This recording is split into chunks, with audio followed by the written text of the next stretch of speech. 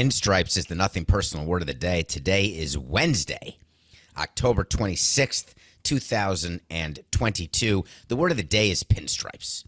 It's been about 72 hours for Yankee fans and Yankee front office and players to come to grips with the reality that their season ended in complete disappointment, expected disappointment, but disappointment nonetheless.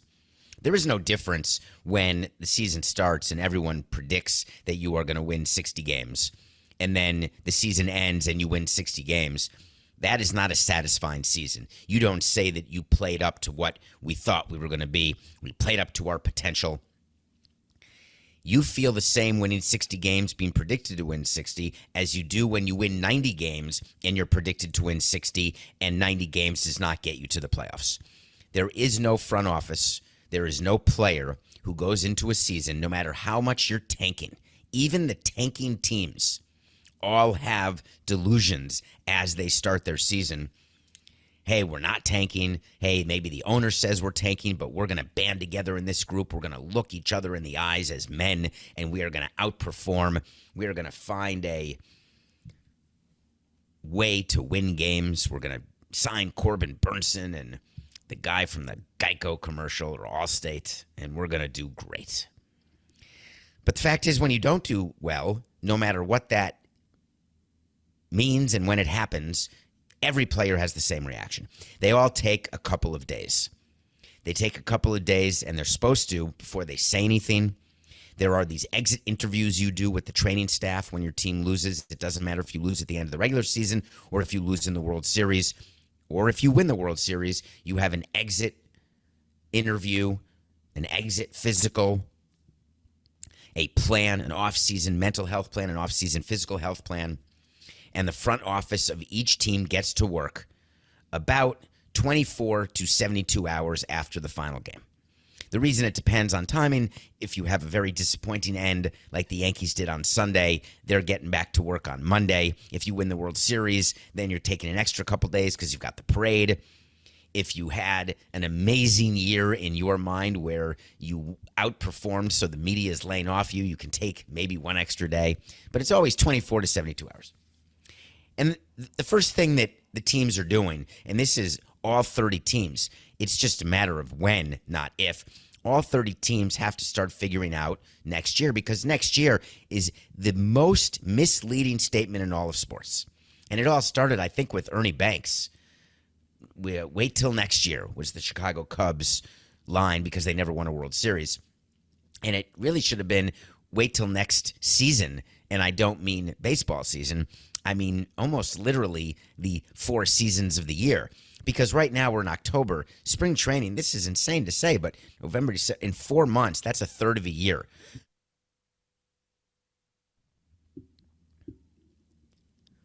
Four months, there's a spring training game. So think about that. It's 1/3 of a year. So pinstripes are what the Yankees have, and what the Yankees have is the domino of dominoes. Every year there's free agents where we say this person is going to be the last one to sign or the first one to sign, or this shortstop is going to set the market for the other shortstops. Lindor is going to sign, or Corey Seager is going to sign for $325 million, and then other shortstops will slide in underneath. This is an interesting offseason because I don't recall another situation, and I'd have to think back and go team by team. I don't recall a better platform season for a free agent than Aaron Judge. Now, it's easy to say that because he obviously broke Maris's record. He holds the American League record for home runs. He is likely to win the MVP, though not by a landslide, not unanimously, at least in my opinion, but still a historical season because history was invoked throughout this home run chase. That's what makes it historical. The numbers are outstanding, but they're, Stanton's 2017 is quite comparable to Judge's 2022. And people do not look at Stanton's season as historical. They view it as MVP, which he won, but not historical. So it's possible that there's a mislabel going on for Stanton's season in 2017, or an incorrect label for Judge's season in 2022, because the seasons are so similar, and frankly, the Marlins missing the playoffs in 17, the Yankees getting to the LCS, that makes the Yankees more accomplished. But at the end of the day, all the owners who sit in a room in the November owners meetings, 29 clap, 1 stands up.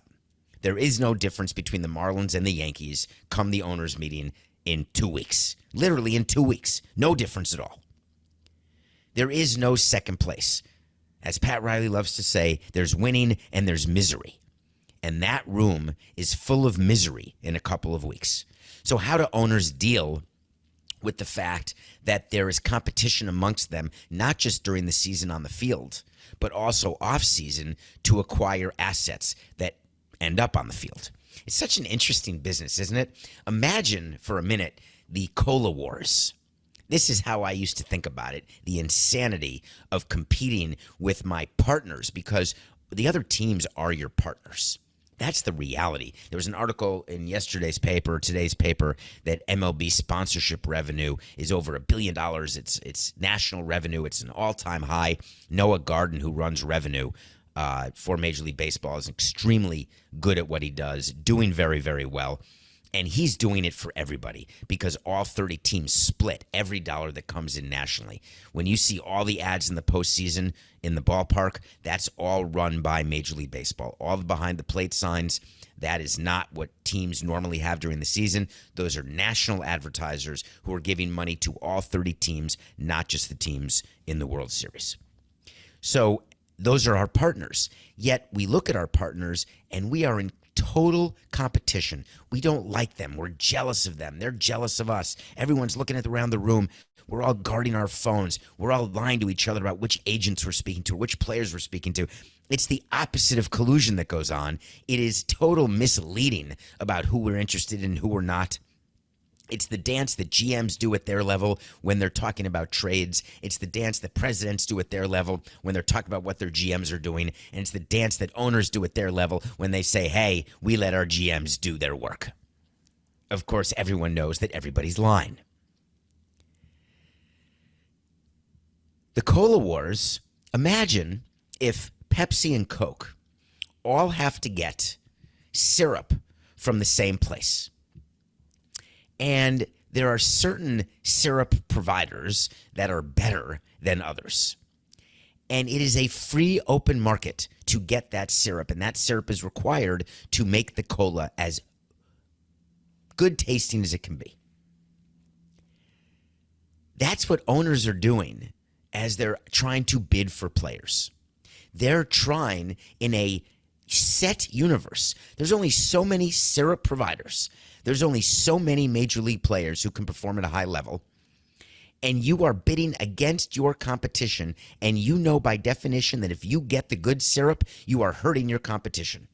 Anyone who signs Aaron Judge is hurting the teams who didn't sign him who wanted to. Not everybody is going after the same syrup. RC Cola, as an example, or Shasta. That's an old soda that Coca may not even know.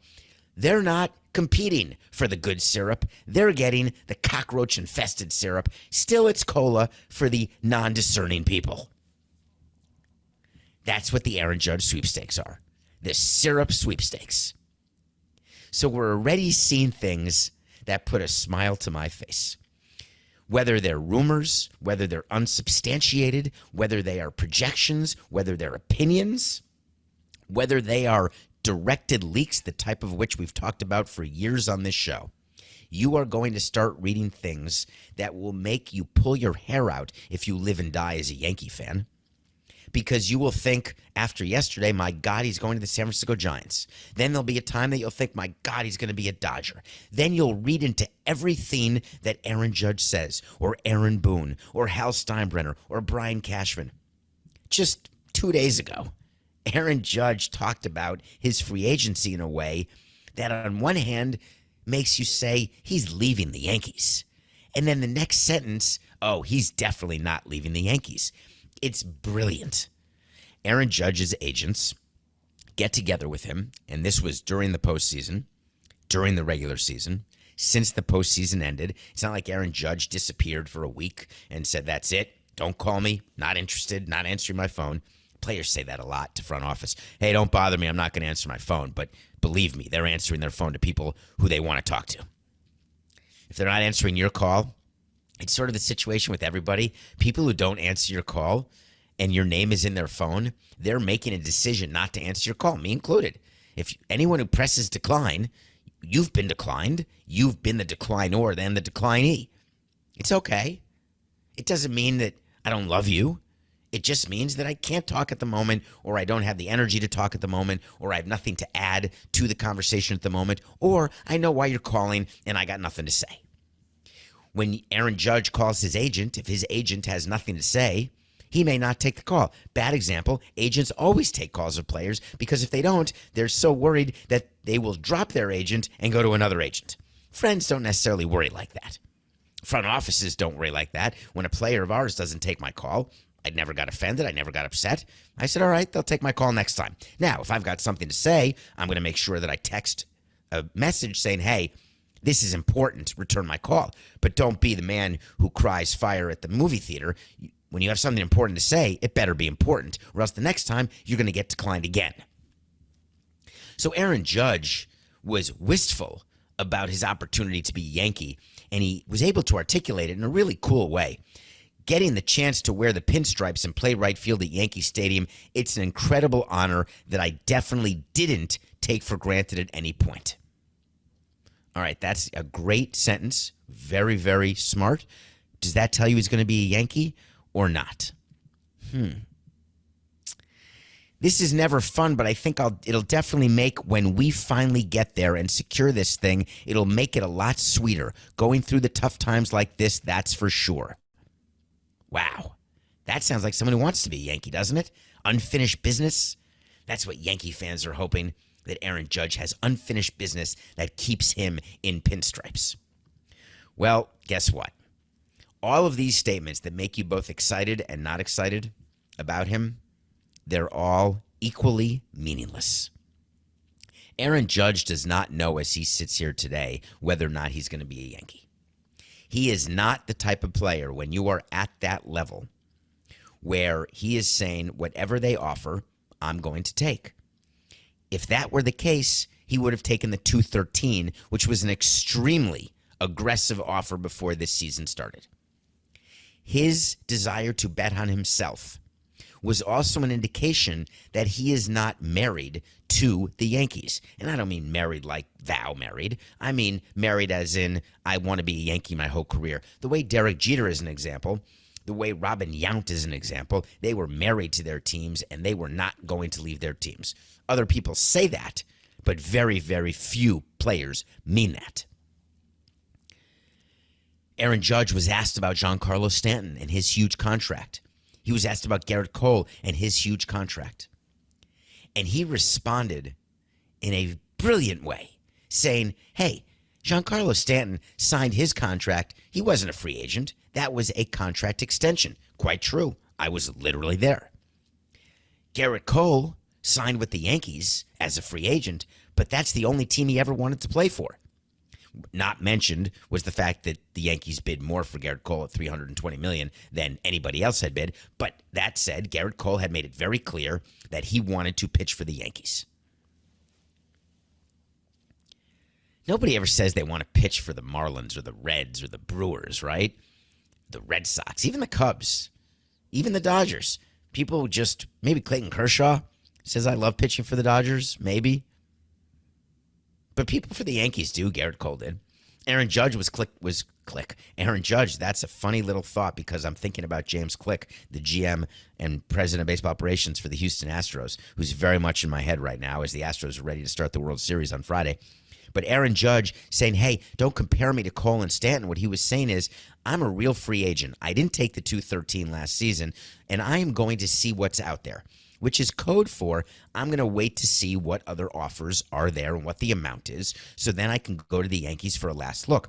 When you've got your own player who's a free agent who you want to retain, you generally say to the player and the agent, but separately, because you want to make sure the player's being communicated to, you say, listen, just don't accept a deal from anyone without coming back. Give us a chance to match.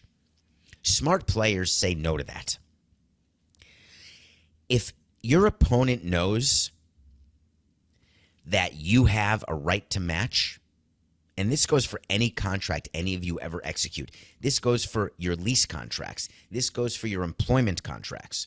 This goes for advertising deals. When you offer a right of first refusal or a right to match, that has a quashing impact on your ability to maximize your profit and your revenue. Because the competition looks at that provision and says, what am I even wasting my time for? I don't even need to engage because I could lose the business anyway. So I'm not going to spend money to come up with a great pitch or a great offer and then just have you take that offer to another company, your original company, and they say, all right, great, I'll match it. I never wanted to engage with that sort of thing. Our media deals had a right of first refusal and a right to match, and that was always a tough clause to negotiate because they demanded it. So Cablevision and then Fox all demanded that, and you fight with them over that because you know when it's time to maximize your broadcast revenue, that if you're trying to switch cable companies or switch providers or switch regional networks, forgetting the health of the regional network business, just in general, when you're trying to get more money for your broadcast rights, when the competition knew that Fox had this right to match, they were like, forget it. We're not offering you anything. In baseball, however, there is no great risk and no great cost of the right to match because the level of player loyalty is de minimis. So what I mean by that is it's such a closed market. You've got 30 teams. Are 30 teams in Aaron Judge's future? Of course not. What are the total number of teams who could be bidding? It's not where you've got Amazon and Apple and Comcast and Discovery and it's not that huge number of people, right? Huge number of companies where there could be a surprise company out there. You've got the San Francisco Giants who have indicated they want Aaron Judge. You have the New York Yankees who are capable of signing him. Let me think who else. The Dodgers have said they would move Mookie Betts to second base. They would let Trey Turner go, and they would sign Aaron Judge. I love that. Are they trying to get the Yankees to pay more? Nah, they may do that. It's not like Andrew Friedman, but it's not impossible. So Dodgers, Giants. He's from the West Coast. It's perfect. It makes great sense. Players don't think about that. Giancarlo wanted to go to the West Coast too. He was very happy to go to the Yankees. Very happy to sign the deal with the Marlins. It's about the money, folks. So we've got the Giants, the Dodgers, the Yankees. Who else? The Cubs? No. The Rays? They're funny when they bid on these free agents. No chance. Marlins? Negative. Phillies? They're taken. Astros? No. I can't think of anyone else. The surprise mystery team is like the mystery managerial candidate. So let's just pretend there's a surprise mystery team. You've got 4 teams bidding for Aaron Judge. Therefore, if I'm the Yankees, I'm definitely saying to Aaron Judge, hey, go out there and see what these 3 teams have and then come back to me. You know what we already offered you. You know we're about to offer you more, but come back. Aaron Judge doesn't need to make his decision today or tomorrow or this week or next week. He's not going to. This is not going to be a fast sign. This is not one of those things that in the month of November, Aaron Judge will choose a team and the best offer will come because agents know that the best offers come in the month of December, sometimes even in January. So Yankee fans, pinstripe fans, everybody breathe. Aaron Judge will be a Yankee again. It's a matter of when, not if, and it'll be interesting to see the number. That's it. What number makes Aaron Judge feel good that you've recognized his season, and what number makes the Yankees feel as though they are not overpaying more than they want to? Because make no mistake, Aaron Judge will never have another season like he had in 2022. It was a historical season, and the definition of a historical season is that it's historical. If you have a historical season every year, then none of the seasons are historical. That's just how the seasons are. Everything fell into place for Aaron Judge. He played 157 games. This is an injury-prone player. This is a big body. Aaron Judge is playing next season at 31. You think he's going to keep going with 62 if he's clean, which he is. At 62, which he likely is. He never tested positive, so he's clean. 62 and 130. Are you expecting an OPS over 1,000 every year if you sign him to an 8-year deal? Find me the last player who did that. Aaron Judge's contract has a better chance of being a Pujols contract than it does of being, I'm trying to think of a long position player contract where you said, my God, this has been worth it every single year. I can't even think of one. He is not 27 years old. He's 31. The stats are the stats, and Aaron Judge is not going to have a different outcome. The stats say that when you are 31, you have turned the corner and you are heading down the hill. You are on the back nine of your productivity. Sad but true. Not on the back nine of your life, but on the back nine of your productivity. So you will have 3 to 4 years, maybe 5 of great production, maybe if you're lucky. You know the last year or 3 or 4, depending on the length of the contract, are going to be write-offs. You know very well that having Aaron Judge on your team doesn't guarantee you a ring because the Yankees have Aaron Judge on their team, and it didn't guarantee them a ring. So put on your seatbelt. Get ready. The pinstripes are going to be in the news every single day. Don't get too high or too low, but I'll give you a wait to see, and we're going to book it as official. Aaron Judge is re-signing with the Yankees. Too little, too late from Jaylen Brown and Aaron Donald. I hope that you listened to yesterday's show. Did you? Yesterday's show started with, I believe, a 12-minute and 40-second segment on Ye and on anti-Semitism, on Adidas being late to the cancel party. I don't even know why I called it a party. That's a terrible word. It's not a party. Although we say Communist Party, we say Socialist Party, we say Democratic Party. Maybe racist is also a party. So once Adidas dropped him, it was a matter of when, not if. The way you use that, in case you're wondering, when you say if, that is a conditional word. That means you do not believe that what is happening or what you are projecting to happen is going to happen, or it's less likely to happen than likely. When you say when, that means it's going to happen. So I'll see you. You don't say I'll see you tomorrow if the sun rises, because it's a guarantee the sun will rise. So you say I'll see you tomorrow when the sun rises. It was a matter of when, not if, people were going to cancel Ye.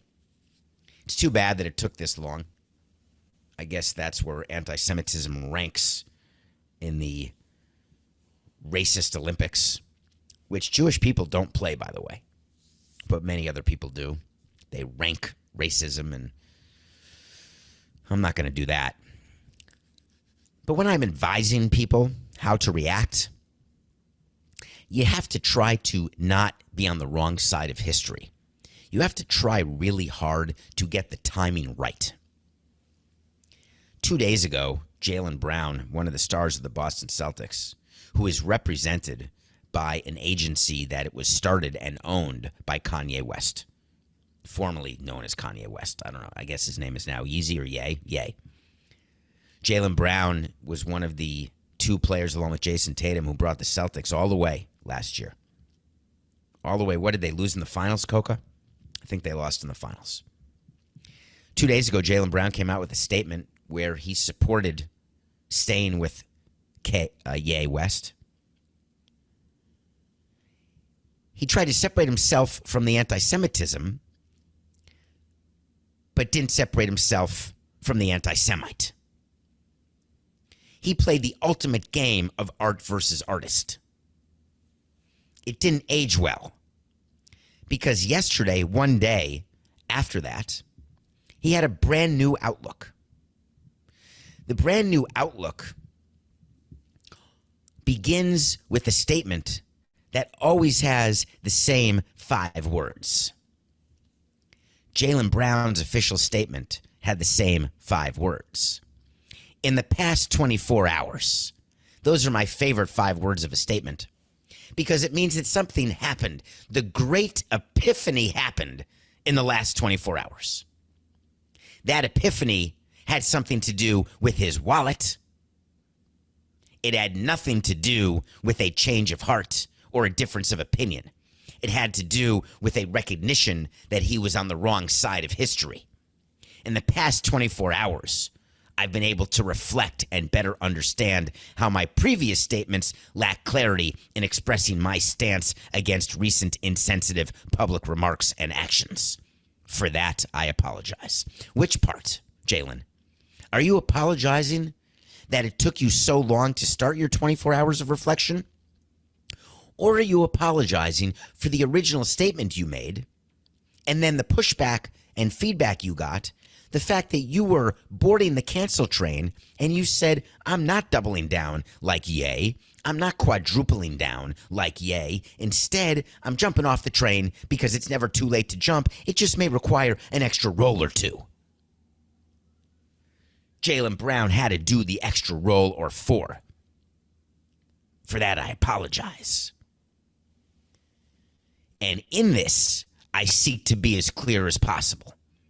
Little hint when you are jumping off the train that is about to crash.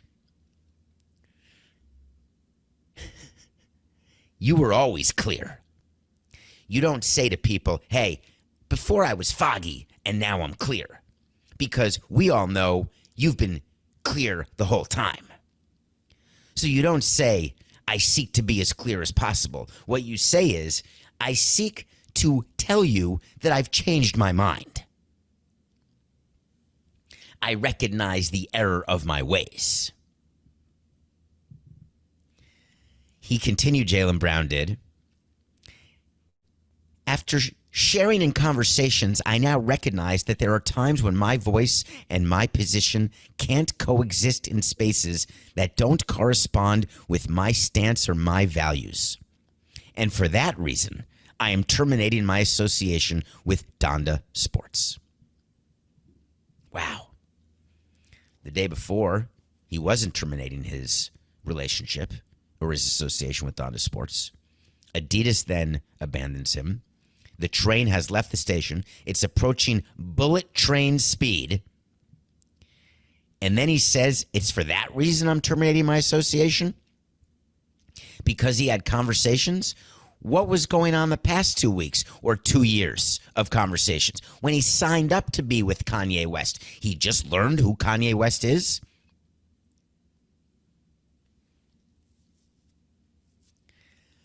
I'm giving Jaylen Brown credit for jumping off the train. I'm not giving him help for the injuries sustained because the train was moving so fast. There were two players represented by Ye. One was Jaylen Brown. The other was a very famous football player named Aaron Donald. Aaron Donald also was with Ye and Donda Sports, and somehow, in a fit of miraculous coincidence, he dropped Donda Sports yesterday as well, after Adidas. And he said, and I want to get this exactly right for you, our family has made the decision to part ways with Donda Sports. The recent comments and displays of hate and anti-Semitism are the exact opposite of how we choose to live our lives and raise our children. We find them to be irresponsible and go against everything we believe in as a family. Aaron Donald, I have great respect for you on the field. I just would ask you to answer this one question, if you wouldn't mind, and I'd love to have you on the show to discuss. Why today? Copycat? Concern? You had to have clarification on whether or not Ye was racist or whether or not he was an anti-Semite? Or were you taking the temperature of whether or not you could stay and whether or not you needed to be loyal to Kanye?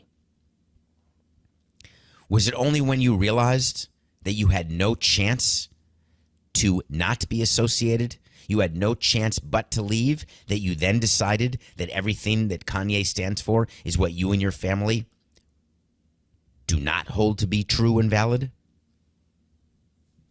Again, I give credit to Aaron Donald for jumping off the train, but I am not driving him to the hospital. The president of Donda Sports, Antonio Brown, has quadrupled down with Kanye West. I don't think anyone's surprised by that. He released a statement today. You should check it out. I'm not even giving it oxygen. I'm not reading one word about it. Actually, you shouldn't check it out. We know Antonio Brown. We know everything about Antonio Brown. And he and Kanye West are going into the Thelma and Louise Canyon together holding hands. Good luck and good riddance. Okay. When we come back, I finished a show I can't wait to talk about. I cannot wait to talk about it. I also have an update about the NFL and the officials and the autograph that will make you smile. And then we have something serious to talk about that's going on in Russia that really bothered me yesterday. We'll be right back. Welcome back to Nothing Personal. My name is David Samson. Thank you for rating, reviewing, and all the things you're doing. There was an article in today's New York Times, which I was reading when it turned into today. So that was a few hours ago. And it was talking about all the different social media apps and which are healthy and which are not and which are going to be around and which are not. And, of course, it had things to say about Facebook or Meta and things about TikTok and Snapchat and Instagram and Twitter. And it talked about the new site, Be Real, and the things that young people are doing and old people are doing. And it made me smile. Follow me on Twitter and Instagram and TikTok, just not Facebook. All right, yesterday was the last episode. I finished a 10-week run of The Patient with Steve Carell and Domhnall Gleeson. You know my love of Gleeson because About Time is one of my favorite movies. He's the son of Brendan Gleeson from In Bruges, which I love. Love that family. Steve Carell, you know how I love him from Morning Show, 40-Year-Old Virgin, Bruce Almighty, Evan Almighty, everything he's done. The Patient on Hulu is a 10-episode arc about a therapist who is dealing with a serial killer. And I want to talk about the final episode. So I've been thinking the entire night about how to talk about this episode and talk about the series without spoiling. And did I not say Donal? Okay. I didn't say the M. Oh, I said Domhnall. It's Donal. Okay. I thought it was... Okay, ready? Donal. Sorry, Mr. Gleeson. You are correct. Thank you, Coco. So I don't want to spoil it, but I need to explain to you what happens at the end in a way that makes you watch the beginning. There are people, some people read spoilers, some people read half spoilers.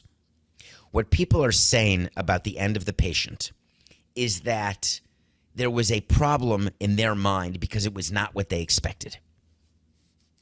Why is it when we watch a show that it is required that every show has a certain ending? Maybe it's a happy ending, maybe it's a tragic ending, but it's the expected ending, or it's the way that we do the ending in our minds. Whether you're reading a book or watching a show, or whether you're having a conversation, whether it's real life or scripted or unscripted, don't you all do the same thing that I do? Maybe it's just me and my crazy brain, but every time I'm having a conversation with anybody, I'm always picturing where the conversation ends, where I want it to end, where I think it'll end, where I need it to end. And then when it doesn't end that way, there's a level of disappointment on me because I didn't predict it correctly. Or what did I miss? What variables did I not put in the mixer that ended with a conclusion that was incorrect? We all do that when we're watching a movie. We try to predict what's happening next. And then we try to have confirmation. I was like, oh, I knew that was going to happen. I said that was going to happen. I wanted that to happen. That felt good. And then you think about all the focus groups who are watching the end of movies, and the end of many movies are done with focus groups. And then some of the end of movies are changed if focus groups don't like the end, or they need a different end or feel a different end. And generally, people, when they're watching scripted television or movies, want to feel good. But yet there's some things that just don't feel good. It doesn't matter where The Patient ends, whether you feel good or don't feel good, whether it's what you expected or what you didn't expect. I'm talking about the concept. The concept of a show is that there are writers of a show. Imagine somebody writing your conversations for you. All the awkwardness you feel when you meet someone for the first time. Imagine if you had someone in your ear giving you the lines. There's been movies about this, like Saving Silverman, where people are able to understand what other people are thinking, like in What Women Want with Mel Gibson, the man formerly known as Mel Gibson, and Helen Hunt. Wouldn't it be easier if you always knew how everything ended? You would never argue with anyone you work with. You'd never argue with your significant other, because if you knew the conclusion, you knew the likelihood of success, right? Then you just get to that point. If you know where every negotiation is going to end, you don't negotiate. You just get to the end and you both realize that's where it was going to end because you were told that's where it's going to end. There's a writer's room, a great show about a writer's room I just watched with, oh my God, Coca, help me, on a random Wednesday. Paul Reiser is in it. I'm watching it right now. There's a new episode out every day, and it's on Hulu, and it's with Johnny Knoxville and Paul Reiser, and it is called, a show that I haven't reviewed yet, but I'm going to once it finishes, and I told you to watch it, but you didn't. It is called Reboot. Yes. Reboot, part of in Reboot, which we're not reviewing today, is it shows a writer's room and stuff that goes on in a writer's room. Judy Greer's in it too. There are professionals who are writing the scripted shows that you watch. There are professionals who are choreographing the unscripted shows that you watch. Why can't we have a belief that other people can do something better than we can? Don't we fly in an airplane because we assume that mechanics know how to build a plane better than we can, or drive a car, or turn on a light? We don't attach the electricity when we move into an apartment or walk into a room, do we? Can't we assume that writers of shows do better than we do, know better than we do? Give the patient a chance. Do not read about the finale and say, that's it, I'm not doing it. It is going to win Emmys. Both Donal and Steve Carell are very likely to win Emmys for their performance in this show. It's called The Patient. It's on Hulu. It's 10 episodes. They're 30 to 40 minutes each. You will get through it in a day. I had to watch it once a week. You can get through it in a day, and it will be worth your time. Okay, 2 updates to give you. I did an entire segment yesterday about officials and umpires and memorabilia, and it came because there were NFL umpires and referees who asked for Mike Evans' autograph after a game, and I was very, very harsh and funny about that and how stupid the referees are. Why do it in the tunnel like that? And I gave you a wait to see yesterday. Wait to see is when I tell you something's going to happen, and if it doesn't, I revisit it. Well, I'm revisiting yesterday's wait to see where I said the officials are going to be suspended for their actions, and that I got wrong, because it turns out here's what the NFL is going with. The NFL is confirming that the post-game interaction did not involve a request by the game officials for an autograph. It turns out they were exchanging phone numbers because they wanted to golf somewhere, or it was some such nonsense. I'm not buying it for a second. The NFL is so interested in making sure that the integrity is never questioned. They could care less about misogyny or racism or violence, but don't screw with our gambling.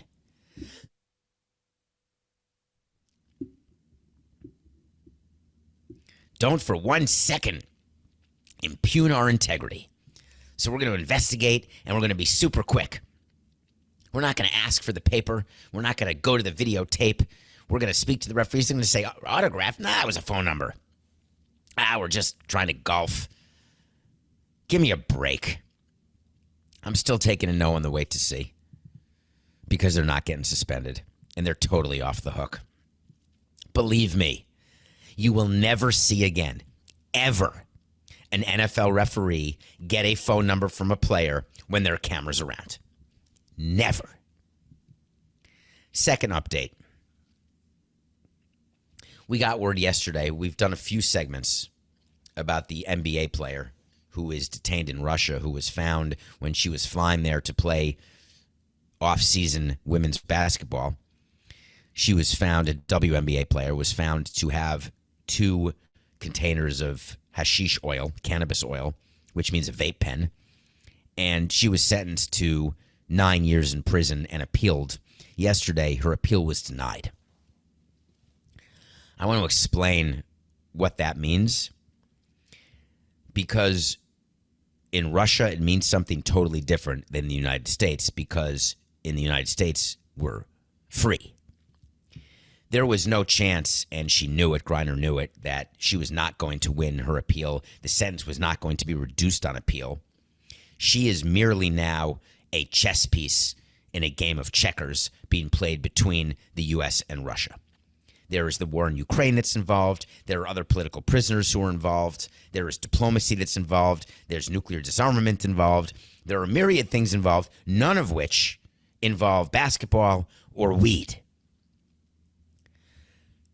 She did not wake up today with less hope of coming home to her wife and family. She did not wake up today with more hope. She is going to be in prison until the United States agrees to a prisoner trade. Until the United States gives someone to Russia, Russia will not give her to the United States. I'm not even convinced that after 9 years that they're going to let her go. She is simply a victim in a war that has no name and has been going on for decades, centuries. It is where innocent people get caught up in a circumstance not of their own doing, in a story that is bigger than they are, and that is another definition of a casualty of war. You don't have to die on a battlefield to be a casualty of war. You can be a victim the way she is today.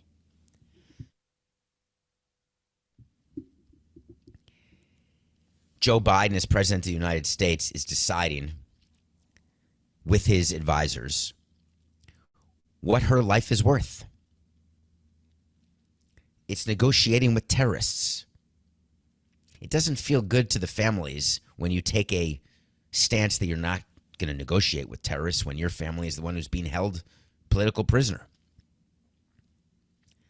Unfortunately, there are very few countries, successful countries, who are governed by the needs of the one versus the needs of the many. The concern I have for her is that her time in prison in Russia will be far greater than it should be, given it should be zero. It already is, because of what's going on with Russia, Ukraine, and the U.S. But don't use the news of yesterday as all of a sudden a seminal change in her position, because she doesn't, Biden doesn't, Putin doesn't, and all we can do is pray that a trade gets made. It will be the most important trade of her life, that's for sure. Nothing personal pick of the day. We're cold. We're on a cold streak. I thought without Zion Williamson, the Mavericks and Luka should win the game. Not only did they not cover, they didn't even win. We're down to 122 and 100. We lost our 100th game right around Halloween, and we just lost our 100th game. I want to talk to you a little bit about the game tonight that I'm going to watch. Bucks -4 over the Nets. Don't hang up yet on this show, because we've talked about the Nets situation for so long with Kyrie Irving and Kevin Durant and Ben Simmons, that big three. Have you watched Ben Simmons yet? The Nets are the biggest collection of misfits this side of the Dodgers. Oh my God, Coca, ready? 4, 8, 9. The Nets are the biggest set of misfits this side of the Lakers. Already, Anthony Davis and Russell Westbrook and LeBron James, it's a total unmitigated disaster. They haven't even won a game. The Nets with Ben Simmons, he's fouled out of more games this season. I think 2 out of the first 3 games. He has more fouls than points. Hardly a member of the big three. Hardly worthy of being called a big three. The Nets have a problem, and it involves having a big 2, but paying a big 3. The Milwaukee Bucks are a far better team, with Giannis being the best player on either team. When you've got a situation like that, it's going to slide a little bit further south before it gets better, and it will only get better when something happens with Ben Simmons. That could include his benching. It could include his release, a trade, something, because it's not going to work out for Brooklyn. Bucks -4 over the Nets. That's our pick of the day. We will definitely be back tomorrow. I assure you, it's just business. This is nothing personal.